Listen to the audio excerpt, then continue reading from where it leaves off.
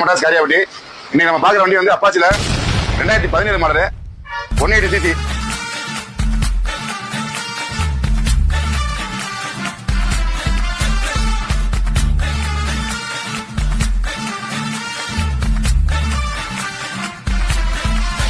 CC இந்த வண்டி இப்போ வரது கிடையாது, ப்ரொடக்ஷன் நிப்பாட்டாங்க. ஆனா இந்த வண்டி வச்சுக்கவங்க வந்து ரேட் அதிகமா தான் வரும், யாரும் கொடுக்கறதுக்கு விருப்பப்பட மாட்டாங்க. அந்த அளவுக்கு வண்டி நல்லா ஒர்த்தா இருக்கும்.